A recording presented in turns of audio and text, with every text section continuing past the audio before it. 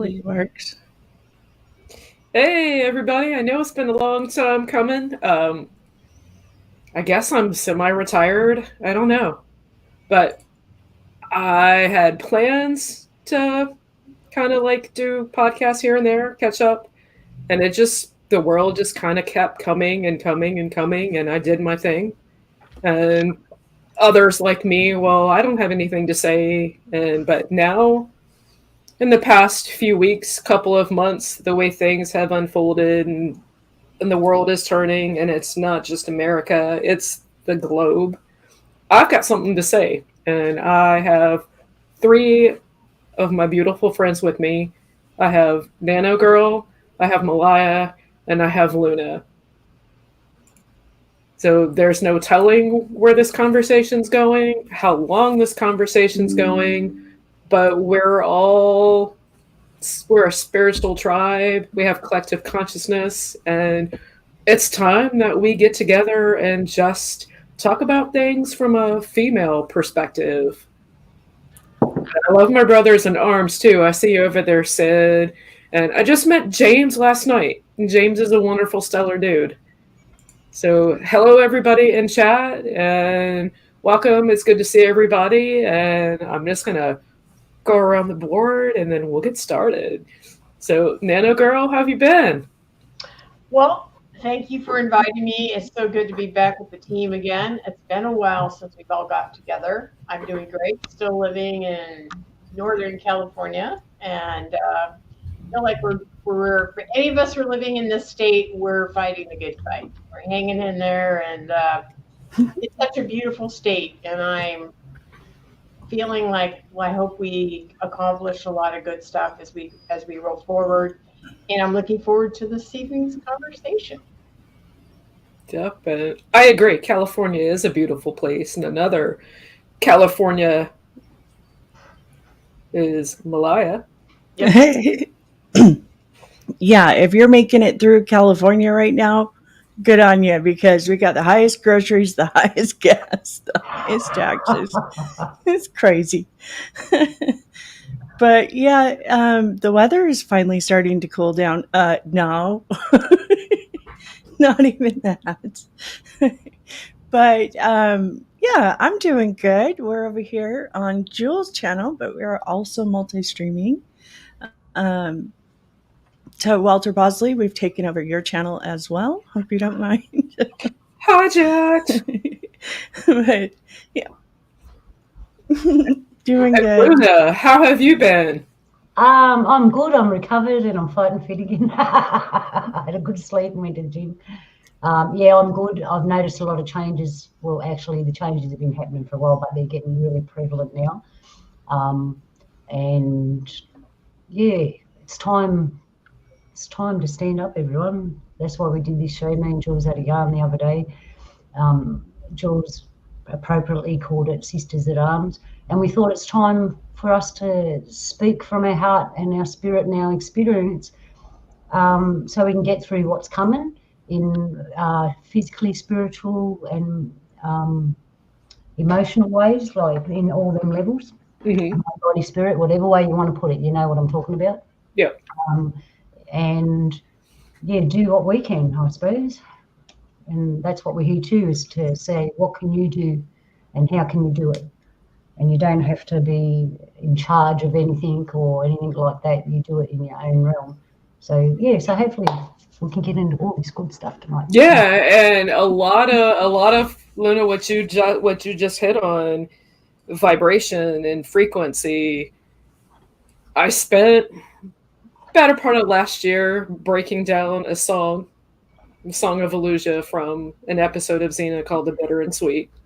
And part of the whole concept of the song, the first lyrics are, you have to sing to speak, you're an illusia. And in that illusia made me completely, okay, illusia, that is so similar to illusion.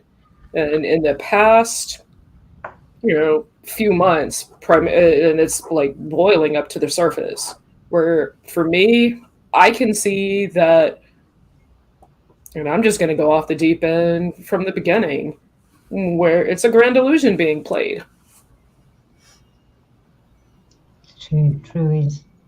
I mean, little bits of this and a little bit of that, and you combine them all together. And if you know where to look, you can see things. I've spent about a year getting all my information together and compiling for the book. And then the past few months, I've just literally been entertained by the world. I don't need to watch much TV, or I'm entertained by society. Everything that I felt, had this feeling about, it's coming into play. There are things coming. I can't tell you what they are, but it's just coincidental that the priests and the pastors, the psychics, the seers, the mystics, they all sense the same thing. And what's coming, I'd like to think, is positive change, but positive change is manifested. You've got to put it out, and what you put out, others receive, and if they receive it good in their intentions, they pay it forward as well. Or at least I'd like to think that. Yeah. Yeah, as far as what's coming, multiple things are coming, I think. It depends where you live. Yeah, well, comparing where we live, I mean, things aren't so perfect in France, in Canada, all these other places. That's what's coming to America. Right. I mean, America is like the last bastion before world governance. And I don't want to talk forever about this topic, but it's hard to talk about spirituality today, how to battle it, how to overcome it, how to accept it, when there's so much going on that's tied into the politics of what's going on today. Right. And you also have to be careful. We'll go back to what's real and what isn't it. If you're watching TV or the news and all that, it's not real. What you're seeing isn't 100% real. You have to have discernment there. Yeah. And like I've always said, go outside in your neighbourhood, go an hour up the road or whatever, go and talk to other people and have a real look at reality and what's happening around you. And if you notice things happening there, and if you hear these things that you're not sure if are true, and you can start to get a picture there. But that's really important at the moment, is the reality, not what's in your little head. Oh, exactly. And I mean, and all of us, crazy, kooky, well, me, I won't call you guys crazy and kooky. I will accept that I'm a conspiracy analyst and I look at everything before I make a decision. But one thing that for a long time in circles, we've heard that the end goal is one world religion, one world currency, one world government. It's not so far of a fetch when AI right now is being rewriting the Bible. Our currency is, we don't know about our currency, but just yesterday I saw that Warren Buffett dumped a bunch of shares in American Bank of America. Right. So that's 2 out of the 3, and the global government, we're standing in the way. I mean, we're the last when we are defeated. And it's already being in play. You have the European Union, the American Union. Information's out there. I don't have links, guys, I'm sorry, but information's out there. And if you care to look, start with the World Economic Forum. That's a plethora of information, and you'll be there for days. Yeah. Forever rabbit holes, right? Yes. So, I mean, I had to lay out some of the I'm not going to say dire, because what one considers dire, another is just another day. So what all the chaos and everything that's going around affects us. It affects our mood, our personality, our spirit. And because we are spirit beings, there is a collective conscience out there. So we're all connected somehow, some way. Yeah. And that's why I'm here with my sisters at arms, to stand in the trenches and defeat a spiritual battle, an information war.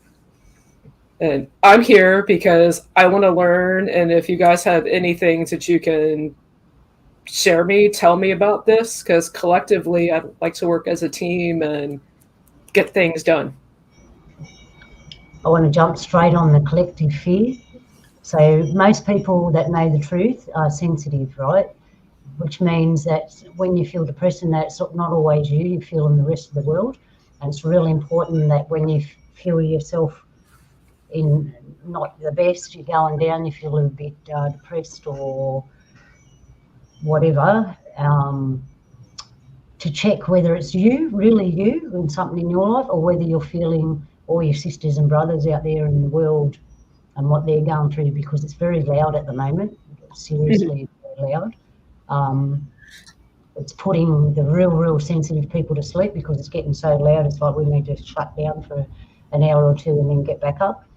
And there's a lot of dark things running around. That's to get a little bit deeper. With that negative energy or dark energy comes little dark things. And so it's really important to stay on a good frequency if you can. Know whether it's you that's hurting or feeling down or is angry, or whether it's something outside you, so you can keep yourself strong. And whatever your religion is, whether you pray or you practice cleansing or whatever, do those things right now. It's really important to have that connection strong to Creator, the Mother, whatever your belief is, have that strong, beautiful connection so it keeps the light on. So those dark things, when they do come, you'll see them, they'll know the light's there and they'll leave. And don't get caught up in issues of the world, like, what is it? Be of the world but not part of the world. And that is such a true saying. We are here, but don't partake in it all. Don't partake in the fear rides. Don't partake in the... I think you walk through it, but it's like you're here, but you're not of the world. You're walking like, it's almost like there's the Matrix and all the games being played. You don't want to get caught in that matrix, right? You acknowledge that it's there and it may be affecting you, but you keep walking, right? And you can pray for it, or you can, but there's always sort of that little bit of separation, right? You don't want to get sucked into that vortex. Because, and it's so easy too. I'm telling you, you don't realise it. You'll come home and go, I feel out of sorts. Oh, that's right. My thoughts got sucked into that. It could just be your thoughts. I went and talked to these people, and they... for me personally, how can I put it? I go certain places. I go a lot of places, meet lots of different people. When I get round the collective, if I'm hanging around too long and I come home, I find myself thinking like them, and it's like, no, that's not me. I think this way. It rubs off on you, man. It does. So you have to be mindful. It's amazing how the consciousness, I work at a place that's called Joann's, and we sell fabrics and all this kind of fun, thing, crochet stuff and knitting and all this stuff. What I find really interesting, for any day that I work there, the clients, the customers all come in with the same thing going on. Like if it's a bad day, it's a bad day for everybody. If it's something's broken in their life, everybody has it broken. Last day I worked there, which was last week, I don't think there was maybe one healthy person that walked in the door. Everybody had a walker and everybody had a cane, and they were crippled and they could barely walk. And it goes like that over and over. And you think to yourself, my gosh, did everybody who's struggling with body issues get the notice to go to Joann's this morning? I'm not kidding, right? Or they wear some kind of perfume that I can't read. Yeah. Like every one of them have it on. It's like, oh my God. So, we are very connected, right? And you kind of watch all that and think to yourself, that's not something I want to bring in, right? Certain things that you see from the people around you, you can pray for them or have compassion, but then think, I'm not signed up for that. Like, I'm going to go to the gym, or I'm not going to eat the crap that I know is going to break my body, whatever you or I'm just going to be calm and not let anger get me, or whatever it is. Could be the smallest little thing. The small things count. Those patterns you see in there, the patterns of life, it's easy. If you walk up the road, you'll see all the same colour cars go past at once. Yeah. You'll see people wearing all the same stuff, or they all look the same. Yeah, same color, same shoes, same purses. Yeah, I know. And I don't know if it's because we end up traveling, but so in other words, if we have that consciousness, we'll deal with something lighthearted like the perfume. If we've got this consciousness for the perfume stuff, then everybody bought that perfume, and there is like, Thursday I'm going to Joann's, and everybody wears it in there. I mean, it's almost like you have to be in a place like that to kind of see stuff like that. It's like, wow, that's interesting. No, I can relate with that. I mean, I deal with a lot of people in my line of work, and I see all kinds of people come in. I see people who have their head down, they're grumpy, they're short fused, they don't know why. It's just whatever. It's just they're being impacted by their environment. Yeah, I agree. I see that too. We have days where the customers are grumpy and angry and frustrated, and unfortunately we can be the people they take it out on, which is really hard. And that I think that's the draining part. Like, because you can't in a situation like that, you'd be wasting your time if you said, all of you are very grumpy today. How dare you say that? Let me pray for all 5 of you standing in line, waiting for me to wait on you. And I'm just going to bless you. Let's all take a deep breath. Oh my God. Because that's the last thing you want to hear from anybody is like, don't feel your feelings. So of course I wouldn't say anything like that, but I mean, tempting. But I just to see the unification of this consciousness, of how powerful our consciousness is. And I think because I've talked about discernment forever and ever and ever, because I really think it's one of our greatest gifts. This is where we'll recognize what's real and what's not, right? Yeah. I mean, it's important this day and time with even it's as simple as your source of news. I mean, there are things that have happened and unfolded that I don't remember them being that way when I was growing up. I don't remember history being like it was. Right. And it's to the point where everything that I have learned in my younger days, I have to question it and go back and double check and look, because it just seems every day history is rewriting itself. And we all know history is his story, and his story is written by the victors. Yeah, and I don't think the people that are pulling the strings are using very exciting or new dialogue or plans or the things that they're trying to implement. We've seen them before. That's how we recognize it, right? And as a couple of people I know said, we know what they're going to do. We've been watching them for 30 years. And they just keep repeating the same story or the same game. We could go through a million of those. We all know what I'm saying here. Yes, 1984 was never meant to be a guidebook, a rule for living. Exactly. Yeah, and a lot of people are bringing that up now. So the hopeful things, if we start to look at some hopeful things, my hopeful thing are people that are younger, especially, who are taking a look at all this stuff and not buying it and speaking out. And they're speaking out in a funny way. Like some of them take it real serious, but some of them don't. And it's hilarious. Some of them are doggone funny. And the thing that I love about that is, in my generation, when we did women's lib, we were angry. That's kind of how our sisters got the freedom we thought we needed and all that stuff. We kind of came out, kicked up some butt. These younger generations don't need anger to bring in their colleagues, to wake people up. They're using humor, especially the 20s and the 30-somethings. And that's what happened in business, is that the younger generations after me, who were fighting for being managers at work and breaking that glass ceiling, they weren't angry. They didn't do anger like we did. And we got our butts kicked for being so angry, so we did have to stop.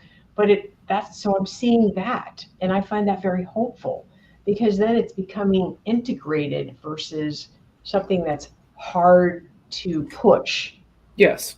Yeah, and that, I think that's an amazingly hopeful sign. That's awesome. And I'd like to think that the common ground is in between a little bit of the older values, but an understanding of just what the younger and future generations can bring, how they can complement my generation, other older generations of me. There's a commonality there. We learn from each other. Yeah. Yeah.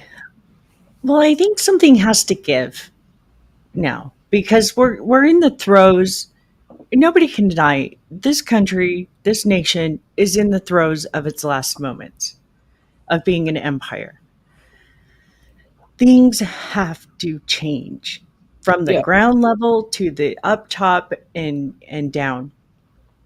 The things coming out about how the um, the Secret Service failed so miserably protecting somebody. They're supposed to have, I mean, their budget is the highest budget of any job around. And something as simple as covering Butler, Pennsylvania, and that is simple when it comes to an operation. That was super simple for them. It should have been basic, straight line. Yeah. Every day there's a But new they're development with that story. right. Yeah, exactly. Right. Did we see what we thought we saw? Or, I mean, there's many aspects and layers. To me, that whole, because my first reaction was, Yeah. right? Yeah. But you also you bring up a good point, is, and my friend and I were discussing this last night. We're sick of the military. I was brought up in the military, being the police officers of the entire planet. We don't want to pay for it, and karma is going to kick our butts. You know, we're dealing with karma right now. Like a lot of these people that have come over our border, we've probably been messing with their countries for far too long. Yeah. And I always figured karma would be a I definitely agree with that. For it to be so simple, for a presidency to change hands, and on day one they can sign out of effect everything that prior president had done in the past 4 years, and just demolish all of it, wide open borders. I mean, I firsthand witnessed what the borders looked like at the changeover, and it was day and night, and they were flowing through, and they've been flowing through since, and they had specific target cities every single one of the migrants were going to. This was a planned coup. It has every thing, every sign that this was planned, that there was operations and governments behind this that moved, and they let the worst of the worst out of their jails to flood Aurora, Colorado, New Mexico, so many other places. I mean, California, oh gosh, we've been flooded for a long time now. No, we have we have more homeless than all the rest of the states in the United States. I think we've got 30 or 35%. I think I read something. Yeah, you've got 35% of them. Yeah, I could easily see, like, take 10 states and average them, and that's how many California has.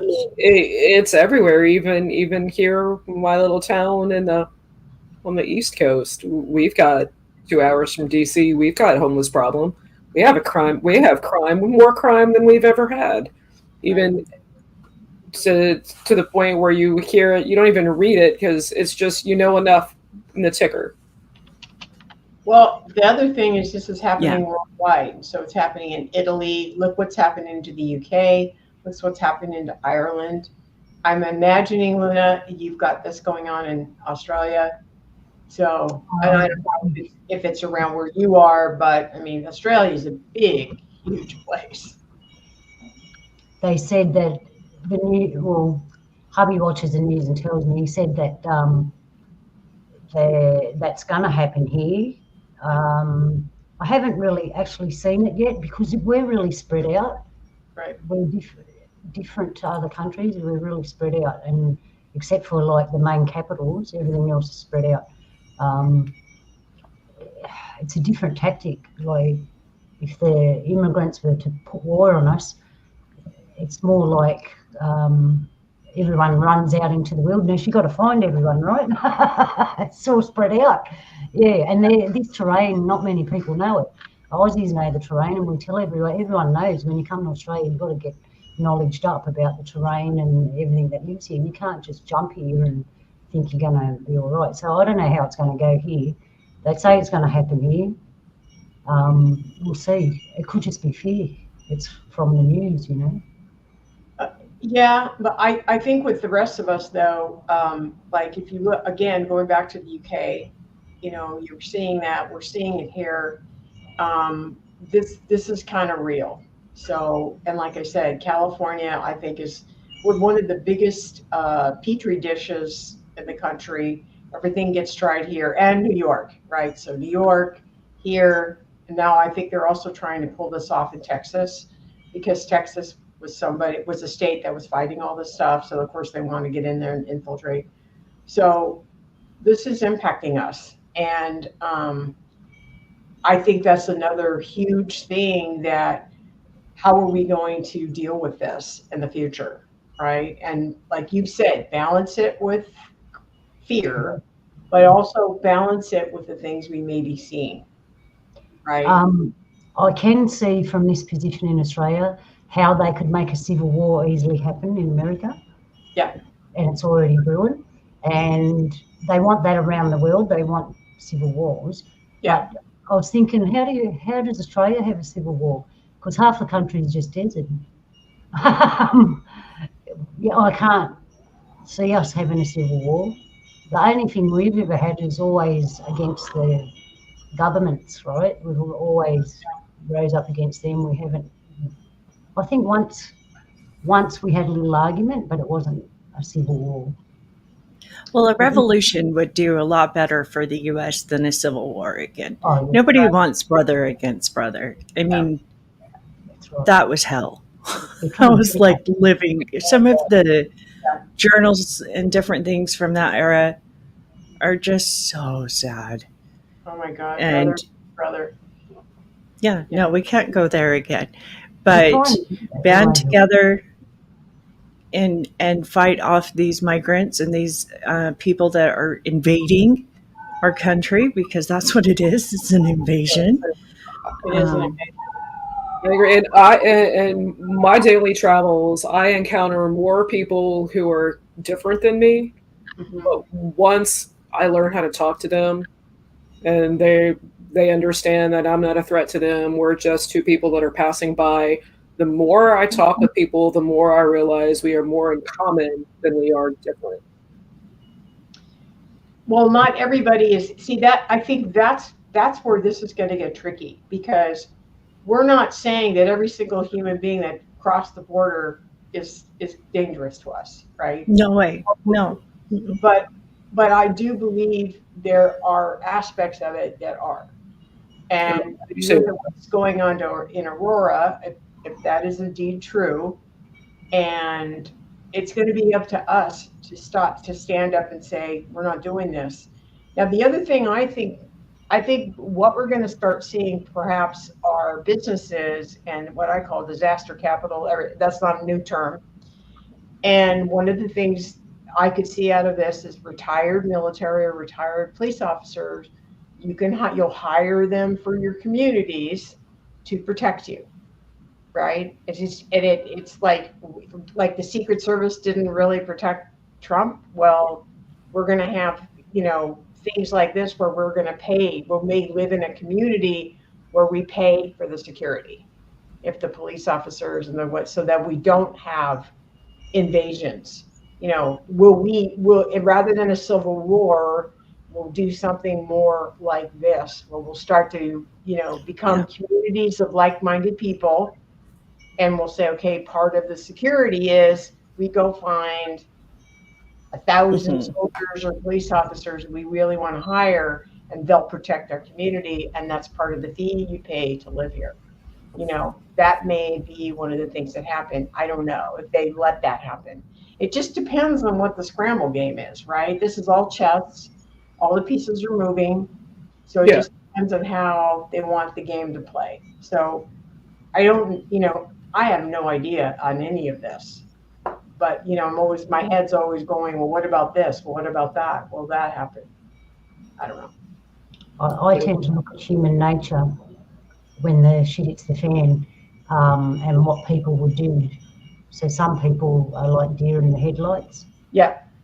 Some people get angry, and then you got the good people that stand up and go, okay, let's organise this situation. Right. Let's get together. And that's where we want to go. We want to come together, and that's why not letting the fear and that get in your head and all that, and listening to the right things is important.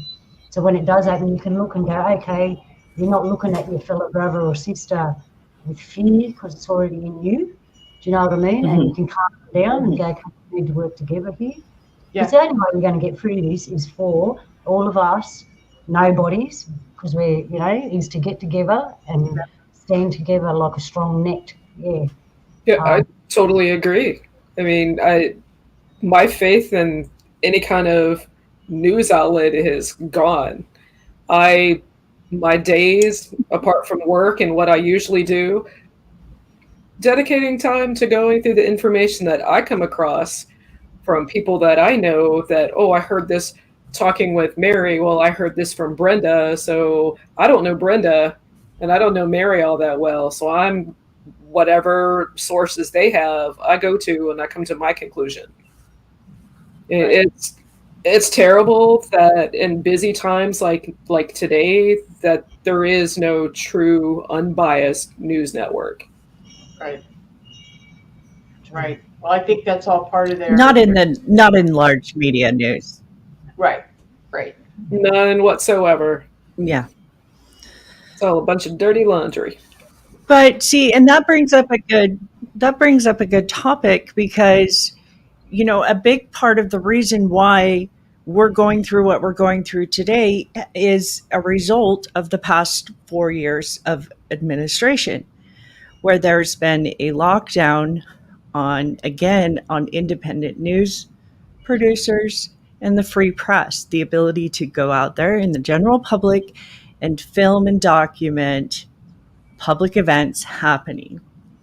Now we've seen things happen in Arizona where stuff is going on. I'll just put it that way. Stuff is going on where the Americans are being treated like we are not allowed to film our police.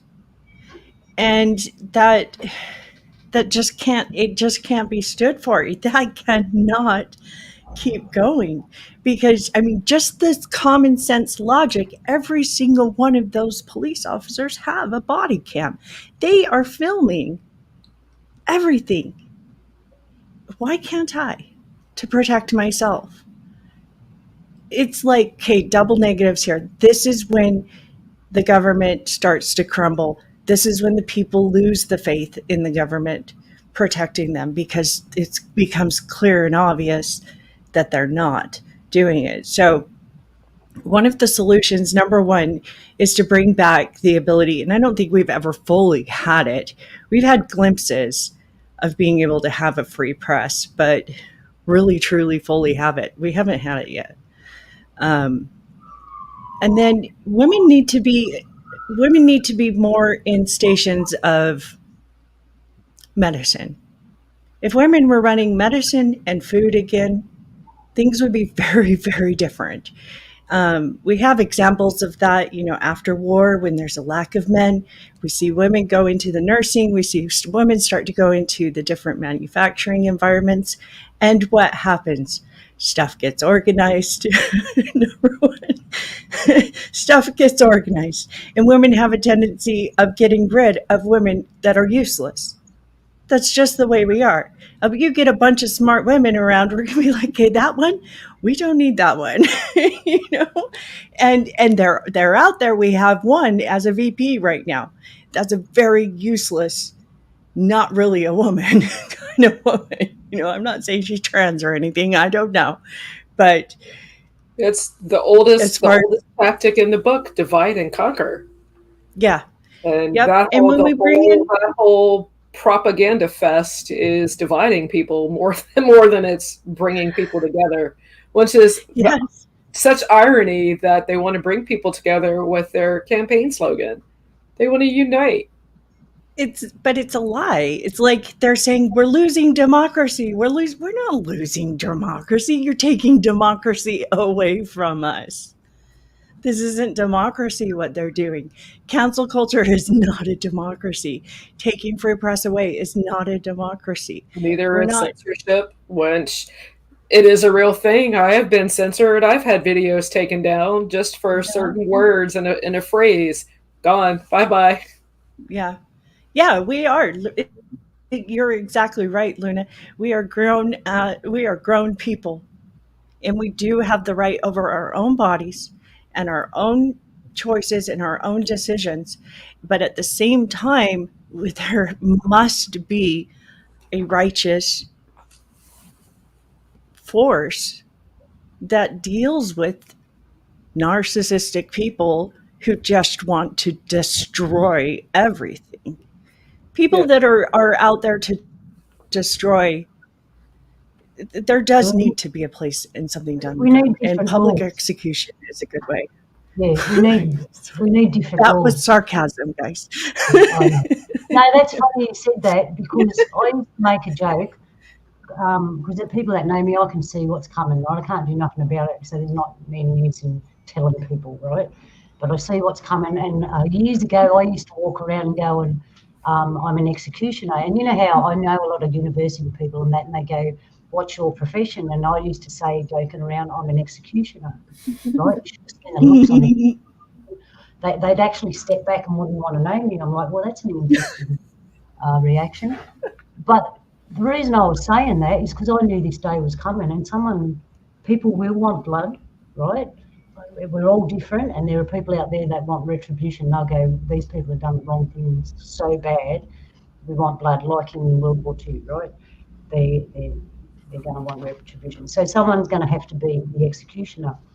Now, as a spiritual person, who would you rather have as an executioner? Someone that could take you to the gate of the light, or someone that would be so low and negative that you probably, well, they call it hell, but it's just a low frequency, right? I would rather, if I was a bad person, I would rather somebody who was more of a higher frequency in that realm and loving and understanding to at least give me a chance on my moment of death for my spirit to learn from what I've done and perhaps grow. And that's why I used to say my job's the executioner. That's my weird thinking anyway. But you get what I'm saying? These things are happening. These things are going to come. I think you have to have a little bit of everything. I think we're going to be pushed to a place we've never expected to be pushed. I'll speak for me, being older. I never thought we'd get here, okay? And this is just the beginning of here, and we're going to be pushed more.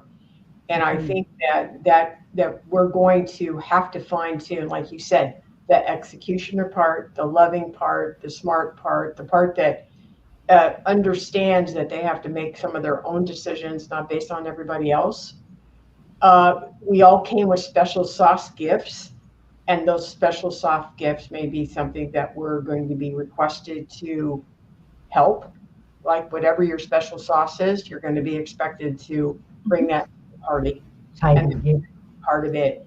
And I think that this whole spiritual growth thing is all a part of everything we're doing. And I have to say, I maybe I'm wrong about what I'm seeing. Is somebody called us sheeple last week, some people that I listened to, and they're a financial group that is helping people leave the country and take their money and leave. Okay, so they're all talking about leaving, and they said the American people are sheeple. And I thought, that's not true. What's true is we're confused. We're not quite sure what to do right now. We didn't think we'd be here. Or maybe I'm speaking for myself. I'm learning, I'm paying attention, and I'm going to learn new skills out of this. And maybe one of the skills I learned is I am going to go be a part of a community. And, you know, my secret sauce is project management. Maybe I'll help people organize. Maybe that's something I can bring. I'm teaching myself to can. And so people are doing preps and sewing. And that's another thing, being part of that store, is I'm seeing people come in. One lady came in, she goes, I'm sewing, I'm canning, I'm, da da da da da da da. She sounded like she was, it's like she's bringing back all the stuff her grandmother taught her, or that, right, our grandmothers. So we're bringing in, again, all of this stuff. But what I feel like we're seeing here is that we're not reacting and acting out, which is what they expect us to do. We're going slow. We're looking at it, we're listening. We know that they want to manipulate us. We know that they don't have our best interest. We know that we want to protect our families and kids. So we're going slow. And I do think this, my spiritual piece is this, that the higher self, creator, whatever you want to call it, is with us. It is with us. I'm not saying it's not with them, but it's with us. And it's helping us open doors and windows and walk that I would never have dreamed of, right? And I'm listening. And I think I know all of you are listening as well. And I think that's going to be our biggest learning curve, is trusting creator, trusting the fact, even though it doesn't look like it, because I personally think that when it comes to kicking someone's karmic butt, God is amazing. That God thinks of crap that I never would have thought of and just executes it perfect. So I try to stay out of God's way when it comes to people getting the karmic kit. You know what I mean? So it's not like you're wishing it on them, but if it happened to happen, like, I don't know what you heard, but our good friend Dr. Fauci was in the hospital with some kind of, virus for 8 days. Creator has a sense of humor. Yes. So that's all I'm saying. That's kind of what I feel like I've been seeing. So we are not sheeple, we're learning. I would agree with that, in the sense that I feel, I can't speak for everybody, but for me, the past few months, watching everything kind of unfold the way it is, I am seeing the importance of America being founded as a republic with the Bible. Understanding what's going on, getting the deeper message, and the pull towards a spirituality. I've come across more people lately who are, I have a certain coworker of mine, I won't mention his name, but we always work the 1 day a week where it's the two of us. And it's like, I'd like to have this day off too, so I could go to church. I want to learn. I want to see what's out there. And we have these talks and these chats, and there are people who are learning. And one thing that I'm just seeing as I watch the events unfold, the importance of our Constitution and the importance of having that religion and how they go hand in hand. I've looked at that too, Jules. That's why I say whatever your religion is, because in this world they like to pit us against each other. So we can get to that. Oh yeah, we all believe in Creator, but we're all different religions. There'll be a point where they'll pit that against each other. It has to be free. How can I put it? Some beliefs are really bad, don't get me wrong, and most of us think, oh no, that's the wrong thing to do. Well, when most of you think that it's the wrong thing to do, no matter what religion you are, obviously it's the right thing, okay? But we've got to have some blurry lines somewhere, because often, for me personally, not all Christians, but a lot of Christians, because I have some really good close Christian friends that I love, and we have all amazing talks about Creator, and there's no animosity there. We both understand each other's way and we respect it, right? That's how it should be. But I've met others and they will see something about me or something I'm doing or something that they think is against their religion, and think I'm evil or something, and it's not that way at all. So it has to be softened somehow, but we still got to keep the boundary lines of what is actually proper and what is wrong. You know what I'm saying? Yeah. Yeah. I've got things going off in the background. It's a tricky line. We've all got a lot to learn, but I have faith that we as a whole people in the world can sort these things out if we come from the proper place in ourselves and we have the understanding, forgiveness and all that. I truly believe that whatever's going to happen soon, out of all that shaking and chaos, the good people, the ordinary good people that know how to conduct these things will just come, and people will listen to them, and we'll figure it out. They're pushing in Australia really hard for that, for us to govern ourselves, and figure out our own ways of council, our own ways of running society, you know, in a better manner, because the power, you know, the government in that here is very, very corrupt. Everybody knows that, and I've got no problem saying it. And they're milking us dry right now. Everyone's finding it really tough. I don't know about how many. Well, there was talk of more people coming to Australia. And when I heard that, honestly, this country is an entity of its own, and I've watched it. If it doesn't like you, it'll kick you out or kill you. I've seen it happen over and over again with people coming to Australia with all their ideas, and if they haven't come from the right heart space, things either go terrible and they have to leave, or they get sick and die, and it's true. And people that have heard me talk about the cultural aspect of this country know these things are real. And I'm telling people, if you don't come here in the right heart, you'll either get kicked out or you'll get sick and die. I've even heard of people going to America, special places in America with the wrong place, and the same things happened. So I know this can be. And we've always been the backward, forgotten people, but right now we're on the map because of what's happening. And we're not as advanced as the rest of the world, I'll admit that, in our ways. We're sort of stuck in the old. But in saying that, at the end of the day, the spirit, because it's spiritual before physical, and I feel that the land is kicking back that way, the energy. Anyway, I'm going to go on a rant, so I'm just going to shut up and let someone else talk. No, please do. I invited you because I want to learn. I want to grow. And what you're saying, it's impactful. And we're like hairs of the mother, you know. Each person is like a hair of the Mother Earth. And we feel, especially the women, we feel what she's feeling and vice versa.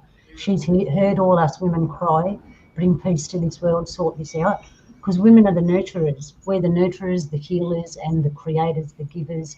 We're the blossomers. Everything's created and made beautiful. We're not destroyers. Women aren't destroyers. We can get very angry, but we're not destroyers. It's very windy. I don't know if you can do it. That's our first thought or first action, right? Is to have compassion and to think about it from that perspective. I mean, I have a bad temper too. But you know, I love what you said about your country, that you have to come with the right heart. And because I feel like, you know, how much I love Australia. I mean, that could be a second home. If there's ever a second home on this planet, and I've traveled quite a bit, it would definitely be Australia. I love your country. It's just amazing. And the people there are amazing as well. And but I think also, I think the culture in America has always been roll up your sleeves. And, you know, we have opportunities here, but it used to be, before all this crap, we didn't hand it to you, right? You came for the opportunities, right? And it was good to see those kinds of people come here, you know, and you know, start businesses or be able to do things that they, or even speak freely or live a free life. And what they're banking on is, when all of those handouts run out, I mean, you're starting to see the small ripple effects of the Americans that were here. Look at Chicago and how crime is and how their citizens are being treated. They're starting to notice that, hey, Look at our town, our city, our suburb over here. We used to have this. It's going over there now, and they're starting to stand up. And Yeah. when those funds are cut off statewide, there's going to be an uprising. People are they're going to stand up and fight. And I think those powers that shouldn't be know it, and they're just. Well, you bring up a good point, Jules, because, you know, everybody, I can't say everybody, but a major portion of people, when they saw, what happened in Butler, Pennsylvania with Trump, went, oh, wow. Because usually we get the kind of impression when something like that is happening, it means that the other party is cheating and they're about to lose. And that's why they would take that kind of a step. I think we all kind of inherently know that when it comes to this kind of a battle going on, the timing, et cetera, et cetera. Oh, it was definitely meant to trigger something. I mean, and that was the first. That happened to be the first rally that was actually broadcast on TV. Major networks picked it up. What a coincidence! Yeah. Well, and there was a lot of controversy about whether or not they even would before it happened, and what the other party was going to do to kind of try and steal the attention before the rally happened, right? I mean, except now we've got, it didn't happen. It's not real. It was a stage. It's not real. It's imaginary. Yeah, I mean, it's not what it is. That photo, it's photoshopped. It's not real. There wasn't enough blood. Nothing. It was all staged. No, it wasn't. First off, it was real, and we can at least have that to hold on to, because this whole idea of taking live action, something happening, and then as we get longer, the media is telling us it didn't happen, and we're just supposed to Mandela effect ourselves now and take that memory out and make a belief that something didn't happen. This is a narcissistic relationship. This is gaslighting, at its finest. No, I personally think gaslighting, and not to cut you off, Maya, gaslighting at its finest happened after the debate, when the day before, he's on top on his game, and then the following day the media just lied about it, like we're not with you, that didn't happen. I mean, actually, I'm sorry, Luna, you were going to say something? Yeah, before Malia said it's narcissistic, I was thinking that we should look at them that are in power, that shouldn't be, as we're governed by a narcissist. So everything that they tell us and we see and all that in the world, that's what the narcissist is telling us. It's all bullshit, right? I suggest people go and learn about narcissists and all their tactics and the way they do it and all that. We need to educate ourselves on it, because we're never taught at school, and there's a reason for that, because they knew that this has been a well-placed plan for even before we were born, right? Before Sharon knows, before we were born, Sharon, this plan was in action. It's just that now we're born, and the more that people are born, the more awake and enlightened we get. We know what's going on. And look at it, everything you see in that, remember the narcissist in the back of your mind. Oh, this is the narcissist telling you this, right? When you look at the TV and you listen to the news and you listen to the world events and what they're telling you happen, just keep that in the back of your mind so you know what's real. Okay. Oh yeah, no, this has been going on. I mean, and they try to, that's why I get very annoyed when they call people sheeple, because they've been programming us for a very long time, way before I came here.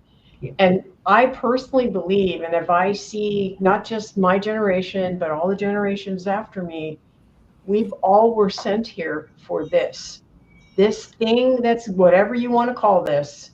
I personally think every generation has come, and we have work to do. We have work to do as a single person. We have work to do as a generation. And one of the people I saw get interviewed by Robert Phoenix this week was a 16-year-old kid, amazing. And he is generation, what was it, A, Alpha or something, it's Generation Alpha. Mm-hmm. And Robert said to him, And the guy, you thought he was talking to somebody 28 years old. I mean, the guy, the kid knew all the history. That we're talking about politics and just all kinds of stuff. But he knew, he was just up on all of it. There's nothing Robert said that, and Robert treated him like an adult, like he, like with lots of respect. But he said to him, I feel like your generation, Gen Alpha, is coming out of the box ready to go. And if you look at some of these babies, right? I mean, they're moving, they're sitting up, they're ready to go, they're ready to rock and roll. These guys were handed phones and iPads, and I talked to my grandson who's going to be 9 this month, and you talk to everybody who's got little grandkids. These guys are way beyond what we could even imagine being at that age. They got it. He and I had this conversation about God.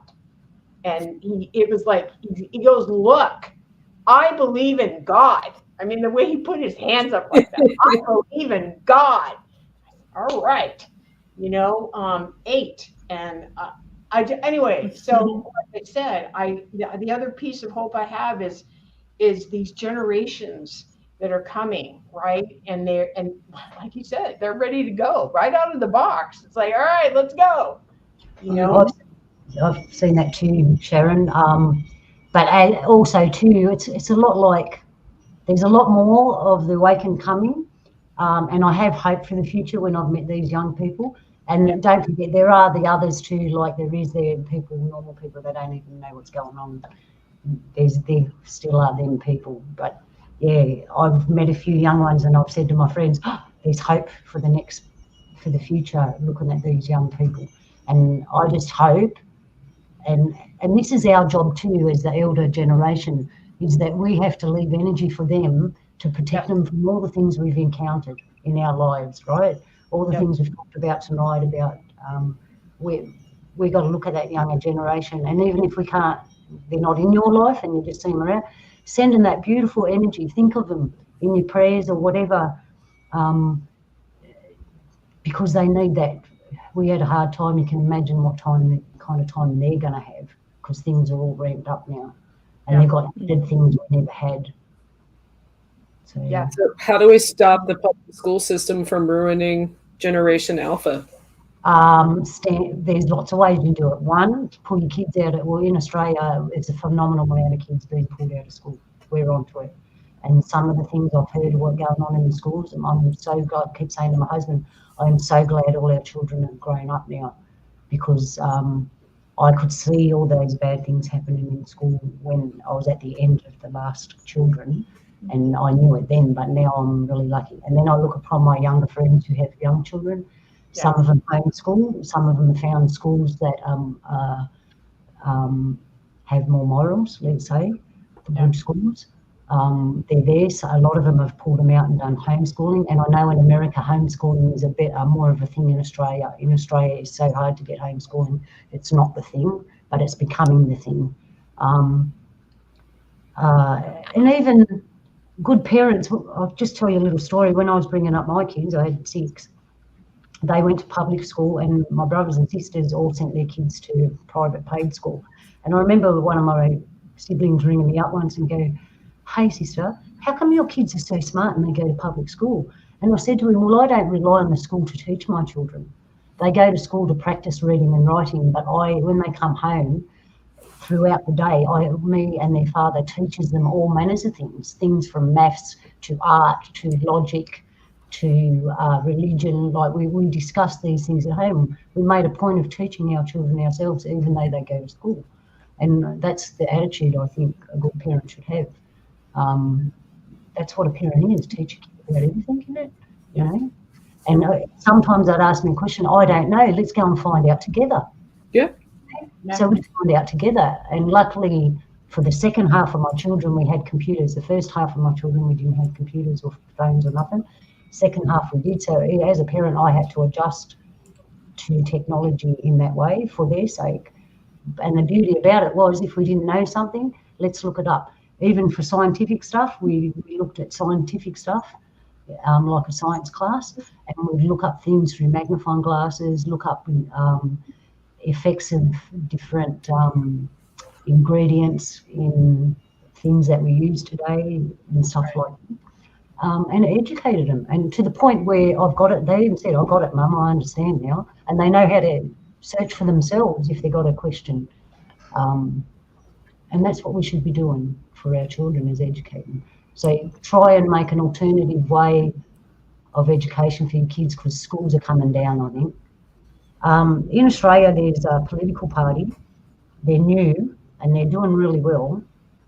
And their idea was to change the schools change society. So remember the days where one parent, one income was enough for a family.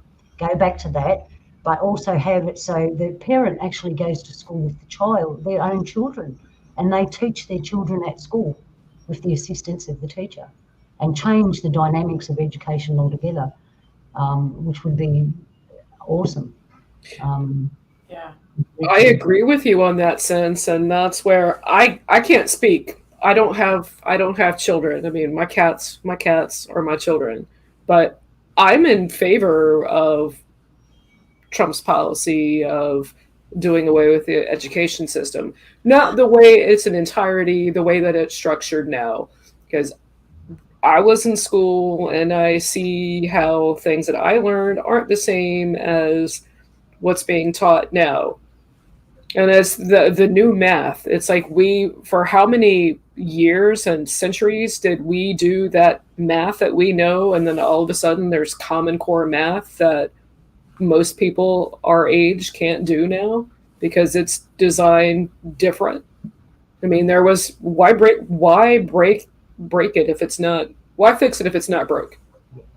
So when I actually see, just casual observation over the years, how our education system has dumbed down some Americans, I'm in favor of a rehaul with that. And if the states decide to do it, that's where fundamentally that change is going to occur within the education system. The government level, nothing's going to happen. When you give it back to the states, that's where the states can do their own legislation. They can do this to make it mandatory across the state. That's where the most change and impact is going to happen. Just thinking, and I don't have children, so maybe I'm wrong, but that's my thoughts on education. And if we looked after our elderly, No, I think it ought to be out. Go, Marie. Go ahead, Luna. You're fine. I was just going to say, we look after. I'm just going to say, for here, we did it. I love it when that. We can learn off you first. Yeah, I'm just going to say, there's a lot of retired teachers, mechanics, and all that. They'd love to pass on their knowledge to younger generations without all that bullshit in the way. They just want to teach, pass on their knowledge, like the old ways. You didn't need someone there to say it's okay. You just passed your knowledge on. We need to go back to that a bit. So sorry, Melissa, you go now. We have that here. I mean, there's still a lot of Native Americans that would just, the Native American, that's the first thing that comes into my mind. Those elders would be ecstatic if they were allowed to go teach in the schools. But I think a lot of where the corruption lies that Trump is referring to is in the federal schools, the part of this, basically the DOJ being in charge of the schools. Like, why? Why is that going on? And it, a lot of people could say that because of that, criminals that do really horrible things to children, continue on without prosecution because of certain protections and loopholes of it being a federalized thing instead of, the states being able to deal with what's going on in the school systems. And have their own rules and laws according to things, it's interesting. It happens the same as in the Catholic Church, where a priest that gets caught, doing these kind of horrible things to children, they're just shipped to a different, place. There's no prosecution that happens. There's no, paying for what you've done. You just get to keep on go do it just somewhere else because now you're found out. Well, the same thing is happening in the school systems. The teachers get caught, they're grooming the kids, they have all this evidence, et cetera, et cetera. They send them to a different school system, a different state. And that has to stop. And that's the biggest loophole that federal government being in charge of schools is that's where that's coming in, I see. But yeah.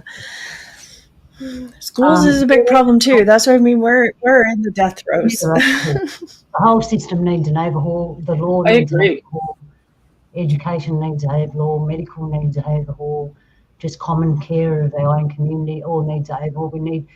I've always said we need to go back a bit so we can go forward.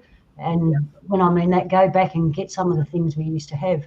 I remember my mum telling me when she was a kid, bless her soul, after dinner, she said everyone would go outside, the children would all play, and the adults would all talk about the states of affairs.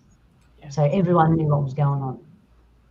And I thought, no one does that now. We do it like in gossip. Oh, did you see the news? Did you see that? But you don't actually face-to-face all meet together like a little small community and go, okay, did you hear about this problem over here? Is it being fixed? What can we do about it? And take care of it on a smaller level rather than sitting at home going, oh, someone from the government or the state will fix that. Yeah, they'll fix it, but who knows how? You can't entrust, and we've got to entrust ourselves again and be responsible for ourselves in those manners. But everything needs rehauling. Some of the old ways were good. There's a book called The Ori Linda, and it was about the world before we had land incursions like earthquakes, before the changes, and before war. Before war ever came, can you imagine a place like that where there was no war? And if you can ever get a chance to read that book, have a read, because it tells you what happened and how the change happened and how war come about and the adjustments they had to make. And if we can go back a bit to before war and take some of them laws, they had really good, strict, strong laws, but everyone was in harmony. And it made it so the wrong people didn't get punished. It was the right people that got punished. We need to go back to that. Yeah. I agree. I mean, there needs to be a standard for law and not unfair, unbiased to benefit one over the other. Justice is justice. And we were speaking about different hats. I mean, it's most people walking around today are being the judge, jury, and the executioner. They're constantly just drifting between roles that they're playing, trying to go along to get along. Yeah, I kind of wonder too, since they're breaking, the game players are breaking everything down. They're breaking down food, they're breaking down the medical industry, so everything's kind of breaking down, which probably will trickle down to the schools eventually. And what I think is going to happen, if we end up creating different kinds of communities and starting over, like how we grow food and how we teach our kids and how we live, right? Because it's the weird thing about life, right, is that you can throw in a 50,000 gabillion monkey wrenches, but it isn't always going to look the way you think it's going to look. Whether we threw in the monkey wrenches or the buttheads threw in the monkey wrenches, because there's always going to be those elements of surprise that you did not see coming and that we can't see coming. So there's probably ample opportunity that hopefully we're going to be seeing some changes as well. There's going to be probably climate changes, there's going to be space changes, there's going to be all kinds of invention changes. It's inevitable, and these things are going to happen. And I think they're so used to, like I said, they're so used to controlling every single thing and everything just falls into place for them. I don't think it's that time. It's not even falling into place for us. We don't know what we're doing. We're not listening to them. We're already looking at them and going, I'm already blowing you off. It's kind of like 10 kids in a family and you've lost trust in the parents. There's chaos. right? And parents, in this case, the parents don't care whether they get trust back with you.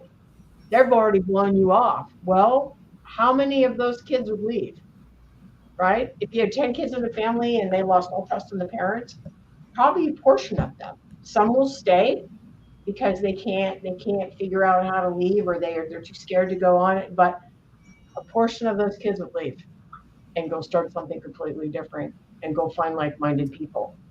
And I think, those are kinds of things. And I like I said, something Catherine Austin Fitz once said. She said, if you're the leech, if you're the, what do they call that? Like when you are part of eating a bug, or you're part of the parasite. If you're the parasite, never make fun of the thing that you're feeding off of. Yeah. Host. And they've gone way beyond that. And I'm thinking, I don't choose to be your parasite anymore. You've already stolen besides, the goal is I have nothing and I'm happy. Well, if that includes, yeah, right. maybe I could be happy. If we never had to hear from them again and never have anything to do with them, okay, I'll go to zero. Fine. I'm just so sick of them. Yep. Right. Yeah.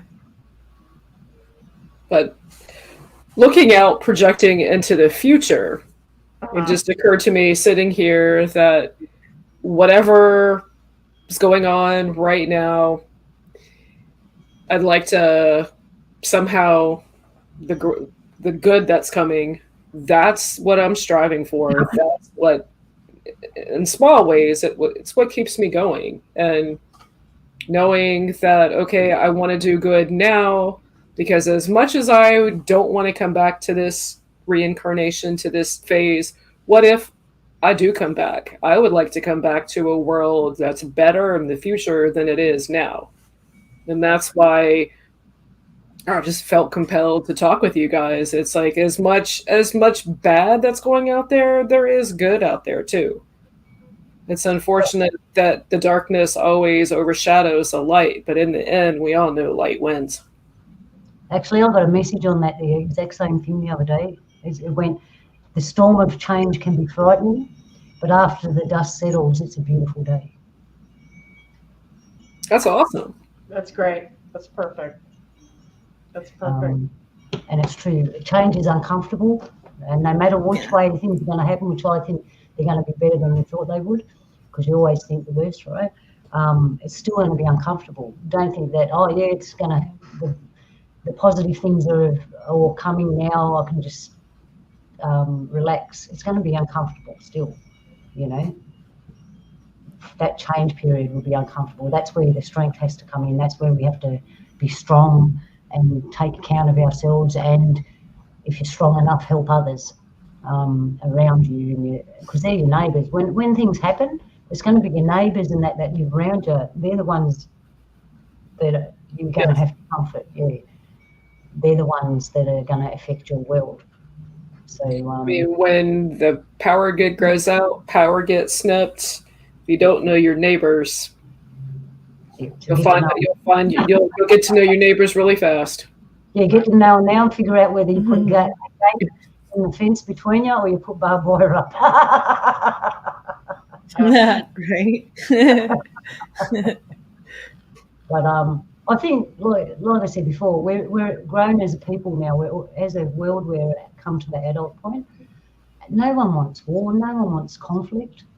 We just want to live in harmony. Even the dudes with the barbed wire around the fence, they're only doing that. We all want to do our thing. We acknowledge the people to our left, the people to our right. We want to do our own thing. But when we need to speak, it's nice to have a voice that'll listen to us and give us feedback. I admit that I don't do everything right all the time. And when I need to be corrected, I have people who tell me, you need to stop doing that. Yeah, we're only human. Yep. Most of us. Well, I mean, coming back to looking at the good things, well, I feel like we've mentioned a couple of them, like we're seeing things in the younger generations that I'll speak for me, that I didn't see in my generation. Our generation came here to stop the war. That was what we were supposed to be doing. We kind of got sabotaged.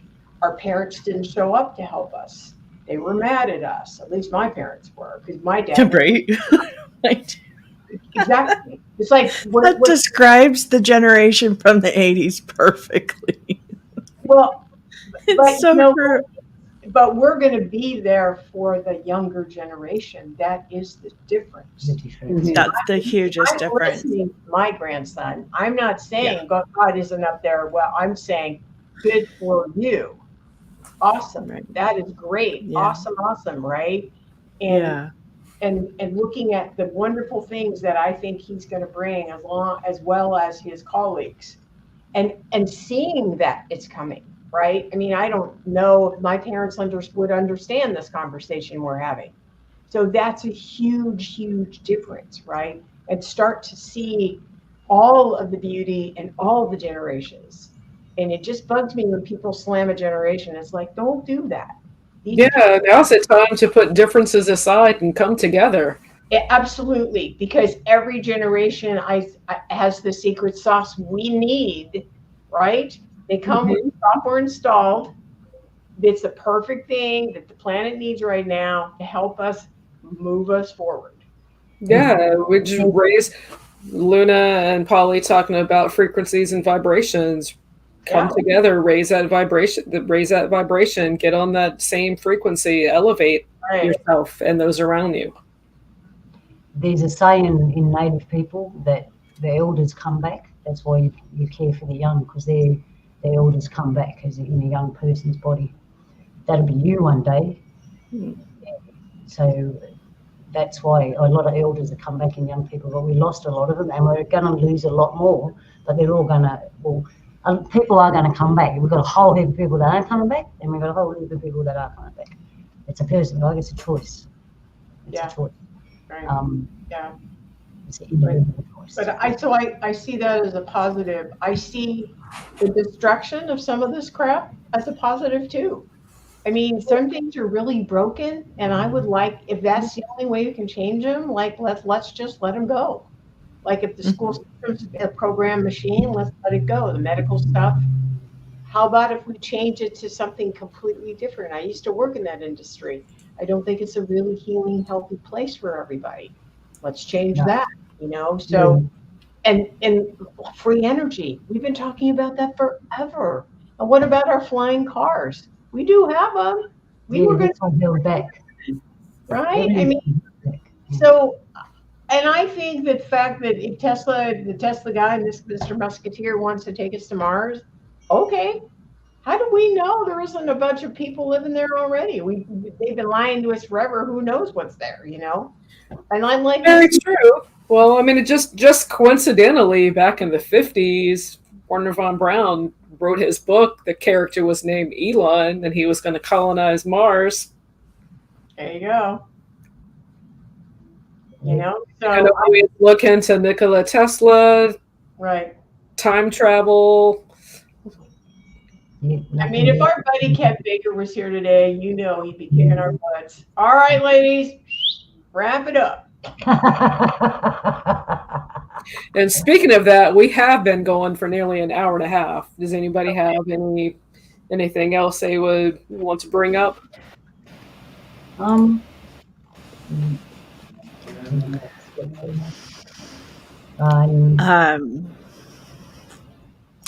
I was just going to talk about warrior queens and, that mentality. I think there's a reason that in archaeology, even, we're finding a lot of evidence of, like, I'm talking Mayan specific, but it's also coming out in Vedic and others, that we had warrior queens in the past, and they are most likely the builders of the serpent pyramids that we see all over Yucatan, Guatemala, etc.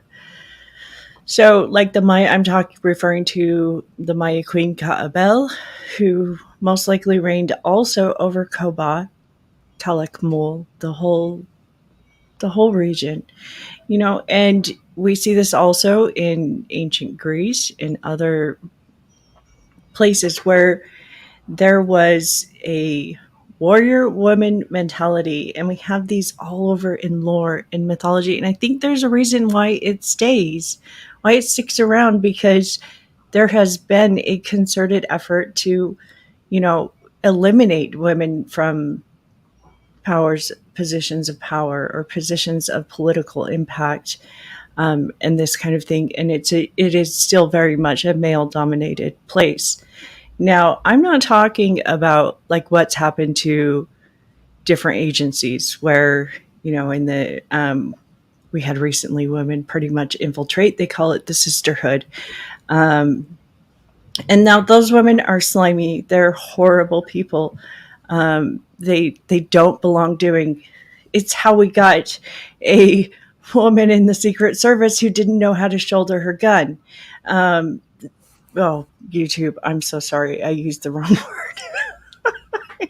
Not, this is the problem. This is like we as a people are not allowed to use our own language out here. You know, on our own channel, it's supposed to be our property, you know, this kind of thing. And it's like, that's a trigger point for me, because in order to describe something in a lacking language to begin with, like English is, you have to be able to use certain words because we don't have other words for them. And one of those things is our weapons. But I really do believe that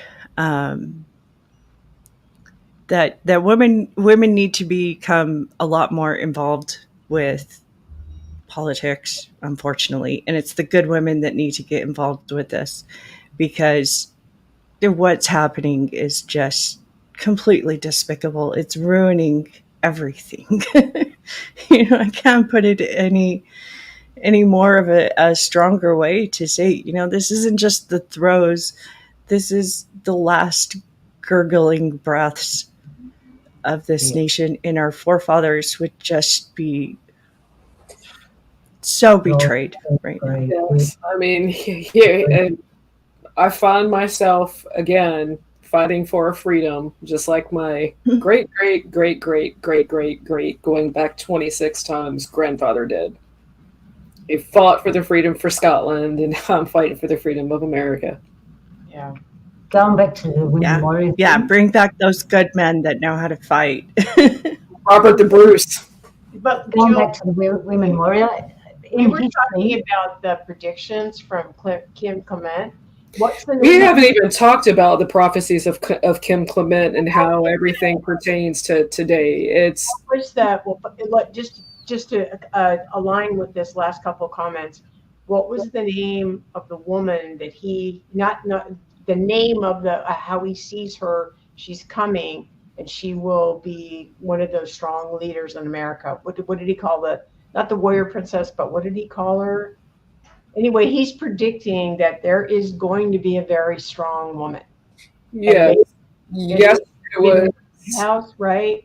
a couple of days ago, and I'm still actually watching it. Right. And I would drop the link, but it'll take me time to distract. But check out House of Destiny. It's run by Danae Pastruvia. I can't pronounce it, but she's Kim Clement's daughter. She runs that website. And what they are doing as the election gets closer, they're going over the sermons, which were prophecies that Kim Clement laid out. These prophecies go back as far as 2010, where he's almost to the day predicting what's happening with Trump and his reign. And this weekend, a couple of days ago, House of Destiny, they aired the prophecy of Esther. And coming up with this, that's what they're talking about. There will be a strong female lead coming up in the White House during the second term. And don't know who it will be, but it'll be a strong person like Carrie Lake, Tulsi Gabbard, Sarah Huckabee Sanders. I mean, Well, we're guessing at those three, but based on what you were just saying, this would be a huge shift if we could have us. And he called her. She has beautiful eyes. Her eyes see beauty. So this would be like a very strong spiritual woman. Nothing degrading, right? And so it's amazing you brought that up because that would be such an inspiration for the rest of us women, right? Mhm. And the problem I have with the person running is that I've never respected people who kind of slept their way to the top. I mean, and I don't think any women do. We appreciate roll up the sleeves, be your strength, have your secret sauce, Mhm. and you bring that to the party. Yeah. That is your strength. And I was so blessed Yeah. to work in the computer industry, and I worked with so many phenomenally amazing women, not just amazing men, but women. So we know they're there, and we do need a balance. I don't want all women and all Yeah. guys. As a project manager, No. you want Mhm. balance. So we need to have some beautiful, whatever you want to call them, strong spiritual women. That's why I love my culture so much, Sharon, because in my culture it's like a dying thing now, but it's men and women's business. It's two together as one, not one Exactly. the Right. other behind over here. It's we're walking side by side. And we're Yes. still matriarchal. So whatever the men decide, the men still do their business. They still Yes. run it. But when they do it, they come and talk to us and go, is it good for everybody? Look at it from our lens. So, because we're the nurturers, we're the ones that can see, is it going to benefit everybody? Is it going to cause discord? Is it going to destroy anything? Or is it going to be creative? And we can discern that and give them the go ahead or say you need to tweak it up because over here it's going to cause a problem. Let's fix that so it don't cause a problem and make it the proper way. It's not like women, we don't rule the world, but our wisdom and our nurturing from good-hearted women. You can feel the energy at balance when you have a certain amount of each in a room. It doesn't, and even if it's just two, if you have just two, because most of the time where I worked in a male dominated business, right, there was either two or three women. But as long as you had that, even if there were 10 men, it balanced. And you could feel that balance. And that's the power. That is the power. And that's what it's back to. And I think that's why Well, we play our games. Go it's ahead. because this world runs on frequencies. Yeah. Without balance, things become disharmonized. And what is disharmony? And a disruption in the frequencies. And when we have too much of that masculine energy, which is there's a use for it, there's a purpose to have that masculine energy. But if you have too much of it, then the little guys start to get beat down. And women tend to be part of the little guys. I mean, we are the smaller form. But, what we lack in that big, strong masculine strength, we make up for in our intelligence, and that's what I think. It's really unfortunate of our culture right now, is this belief that I don't want to say women are not intelligent, but that they're lacking in intelligence. That's just plain not true, and it's a cultural damage to years of dogma and religion, coming down to, make everybody gods and men. I know. No, you bring up some But good yeah, brilliant points. Yep, you're absolutely right. And I just wanted to throw that in that if he's right, and he's been what I would say almost 80 or 90%, his predictions have been right on. He even named Trump to be president, and before he even wrote Well, down he saw that there would be two terms. yes, yes. And then he predicted that this next term, because of the event that happened and that sort of spiritual experience that we feel like he might have had, and he said he had, that will make a huge difference. So all these, like, it's like you couldn't predict really all this stuff happening. He prophesized a witch in the White House. Yes. Yes. Mm. And that's who And we want. that's happened. That's who we don't want to have. So going back to Right. your comments, one of my heartbreaks has been watching the deterioration of all of the hard work we created. You know, the girls Yeah, of that's sport. mine too. I can't even tell you how heartbreaking that is, you know, because it started with my generation kicking butt. And it's like, oh my God, right? And do we know what a woman is? I guess not. It's that, which is just, Yeah, she's been demoralized. She's been completely changed into something different.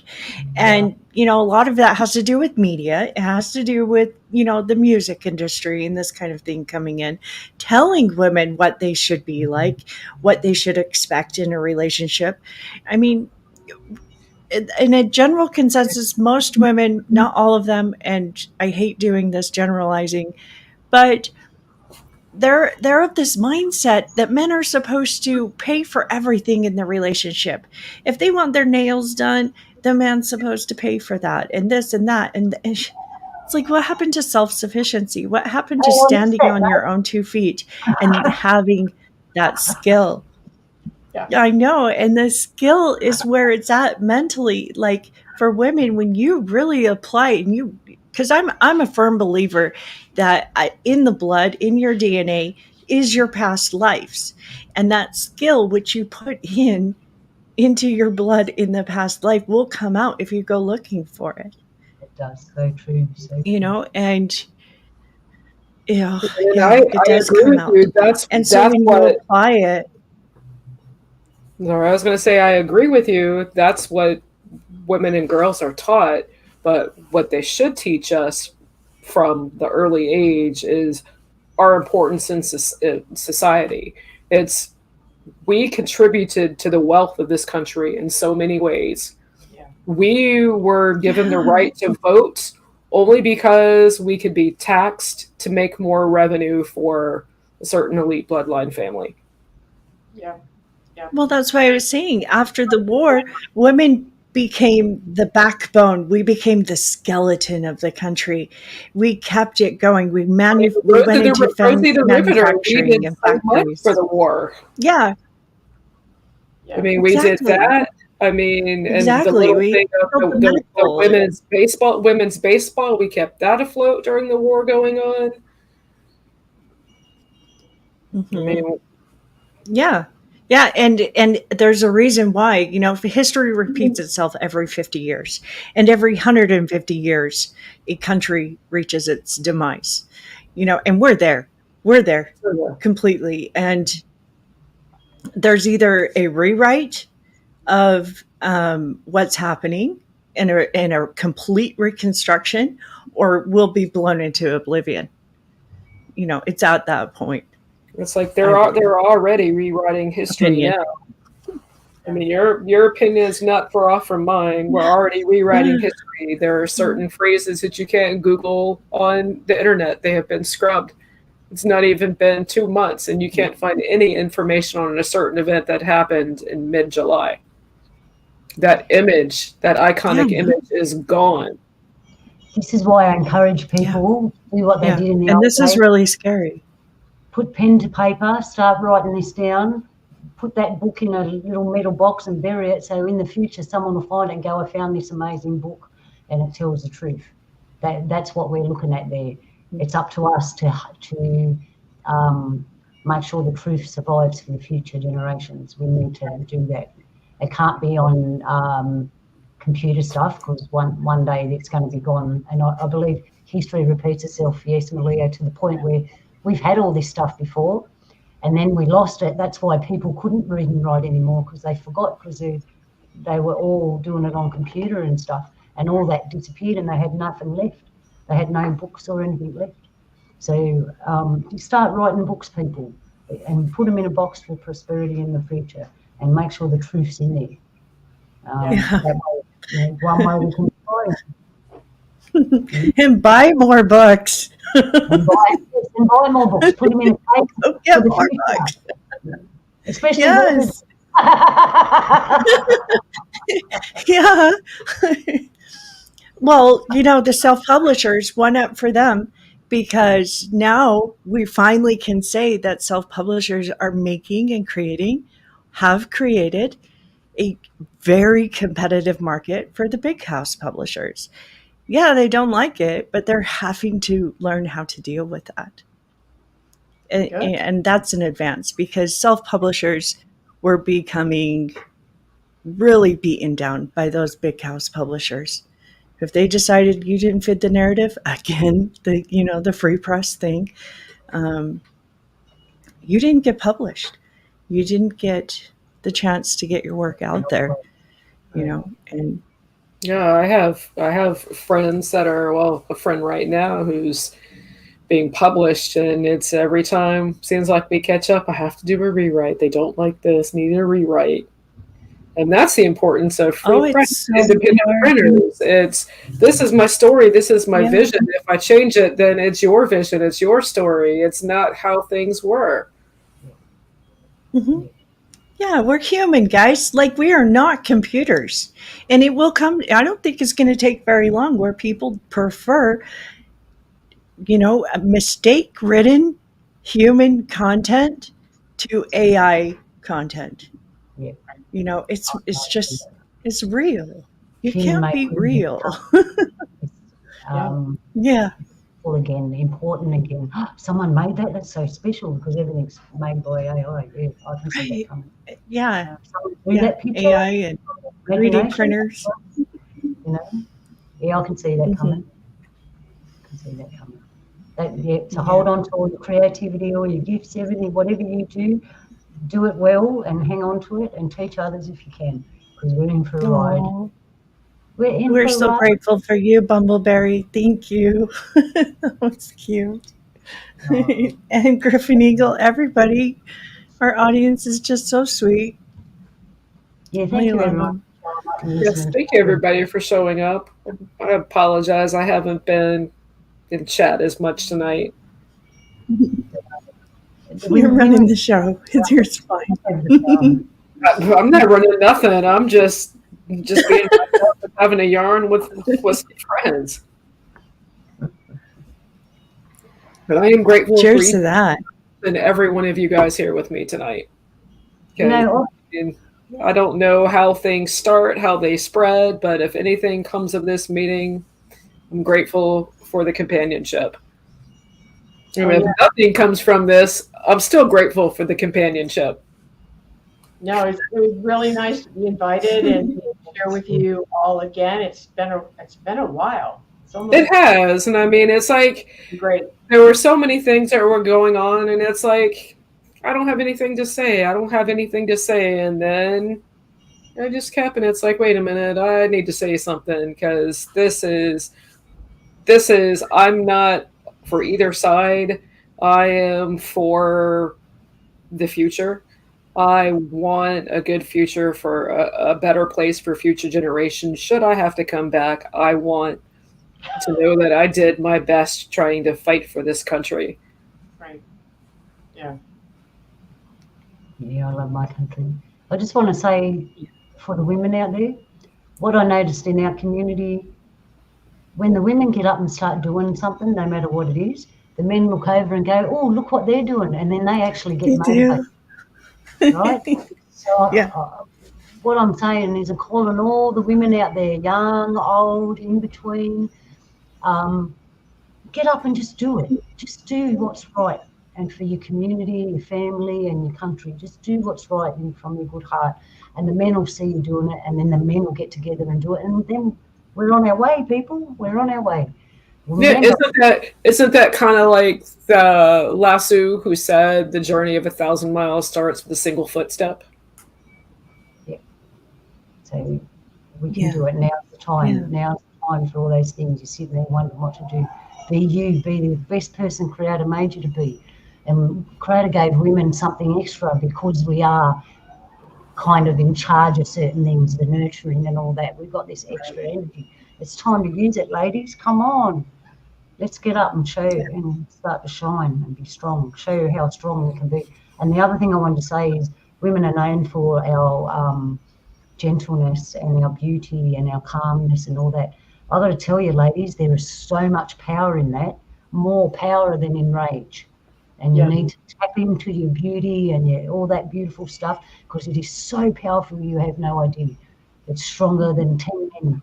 And seriously, you've got to go inside and find out.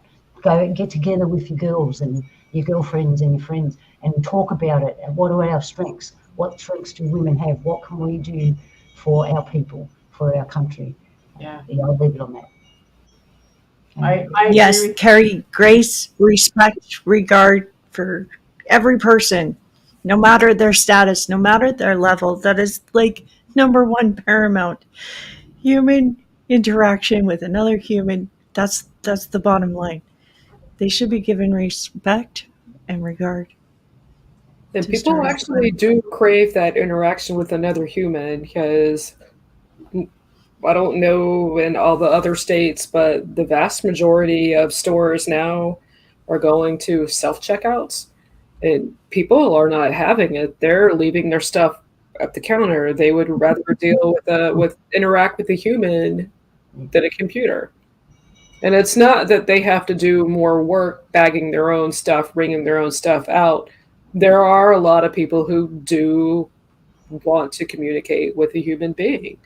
There, I work in sometime part of what I do in my business is I print, but I'll run copies. I will see the same people 2 or 3 times a day just for a single copy, because that human interaction is what compels them to keep going forward.